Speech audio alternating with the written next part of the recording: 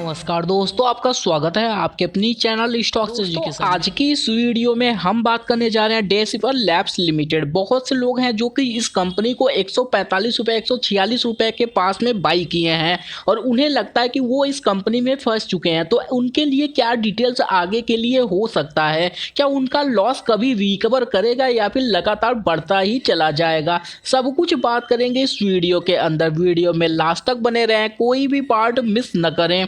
और जिन लोगों ने अभी तक चैनल को सब्सक्राइब नहीं किया है वो लोग सबसे पहले चैनल को सब्सक्राइब कर लें और साथ में बेल आइकन को प्रेस करना न भूलें। दोस्तों, अगर आप स्टॉक मार्केट में कोई भी शेयर खरीदते हैं तो उसके पीछे का कुछ ना कुछ रीजन होता है। सिर्फ ग्रोथ देखकर अगर आप स्टॉक खरीदेंगे तो उस स्टॉक में प्रॉफिट आप कम बनाएंगे और लॉस ज्यादा कर बैठेंगे, क्योंकि स्टॉक मार्केट में खरीदने के पीछे का रीजन अगर आपको नहीं पता है तो फिर आप किसी भी स्टॉक को बाई नहीं कर सकते हैं। अगर आप उस स्टॉक को सिर्फ ग्रोथ के लिए बाई कर रहे हैं या फिर सिर्फ रिटर्न देखकर बाई कर रहे हैं तो ये कोई लॉजिक नहीं होता है। आप उसका फंडामेंटल देखें, उसका टेक्निकल व्यू देखें। अगर आपको टेक्निकल नहीं आता तो आप थोड़ी सी सीखने की कोशिश करें, उसके बाद ही किसी स्टॉक को बाई करें। अगर आपको फंडामेंटल भी नहीं आता तो आपको बेसिक चीज़ें ज़रूर देखनी चाहिए, जैसे कि उस कंपनी का मार्केट कैप हो सकता है, उस कंपनी के ऊपर डेप्ट कितना है, कंपनी के इन्वेस्टमेंट हो सकते हैं, कंपनी की इन्वेंट्री हो सकती है, कंपनी कितना लोन लेकर बैठा पड़ा है, सब कुछ आपको चेक करना चाहिए बेसिक सा।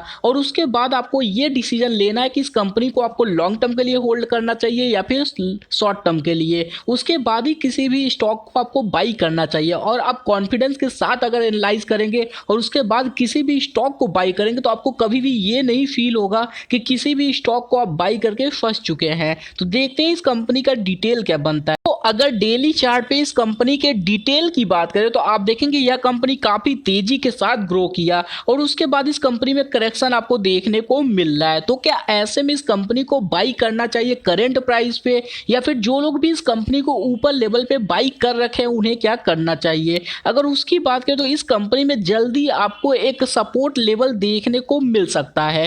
कंपनी का एक 100 रुपीज का लेवल है जो कि सपोर्ट लेवल है और एक और लेवल है इस कंपनी का 50 का RSI का। अगर यह कंपनी इन दो लेवल्स में से किसी पे भी सपोर्ट लेकर बाउंस बैक करता है तो फिर से एक बड़ी तेजी दिखाएगा। कंपनी किस सेक्टर से बिलोंग करता है, क्या उस सेक्टर का डिमांड आने वाले टाइम में बढ़ेगा, क्या उस कंपनी के प्रोडक्ट्स की डिमांड बढ़ेगी, आपको ये सब चेक करना चाहिए किसी भी स्टॉक को एनालाइज करते टाइम। उसके बाद ही किसी भी स्टॉक को आपको बाई करना चाहिए। अगर आप ये सब चेक करने के बाद बाई करते हैं तो मुझे नहीं लगता कि आप कभी लॉस करेंगे लॉन्ग टर्म के। हालांकि शॉर्ट टर्म में आपको छोटी मोटी गिरावट देखने को मिलेगा, लेकिन लॉन्ग टर्म में आप काफ़ी अच्छा खासा मुनाफा कमाकर जा सकते हैं।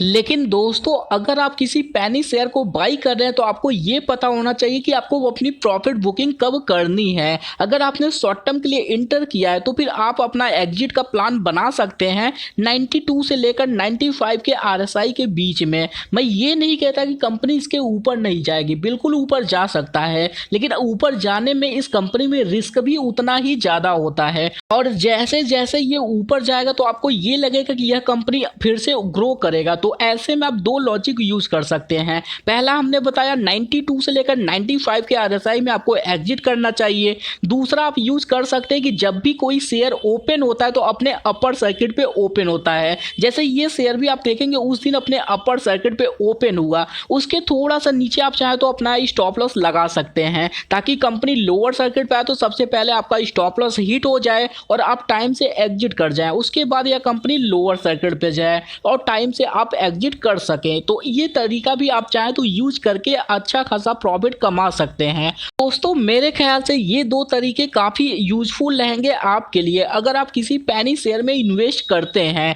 तो मेरे ख्याल से इनका यूज आप कर सकते हैं। अगर इस शेयर की बात करें तो मंडे को इस शेयर में काफी बड़ा सपोर्ट लेवल आपको देखने को मिल सकता है। कंपनी सपोर्ट लेकर बाउंस बैक करता है तो फिर से बड़ी रनअप दिखाएगा, और लेकिन अगर यह कंपनी फिर से उसके थोड़ा सा नीचे जाने की कोशिश करता है तो फिर यह कंपनी 80 रुपये 85 रुपये तक जा सकता है। इस बात का भी जरूर ध्यान रखें। तो जो लोग बाई करने की सोच रहे हैं इस कंपनी को गिरावट में बाई कर सकते हैं, यानी कि 100 रुपीज़ के पास पहली बाई करनी है। कंपनी अगर नीचे जाता है और 85 रुपये के पास जाता है तो अगेन इस कंपनी को बाई करके चलना चाहिए, क्योंकि लॉन्ग टर्म में यह कंपनी काफ़ी अच्छा खासा मुनाफा आपको कमा कर दे जाएगा। तो इस कंपनी को मेरे ख्याल से लॉन्ग टर्म के लिए होल्ड करना चाहिए। जो लोग भी इस कंपनी को ऊपर लेवल पे बाई करके कंटिन्यू कर रहे हैं वो आगे भी कंटिन्यू करें, पैनिक न करें और लॉस में तो बिल्कुल भी एग्जिट करने का प्लान न बनाएं।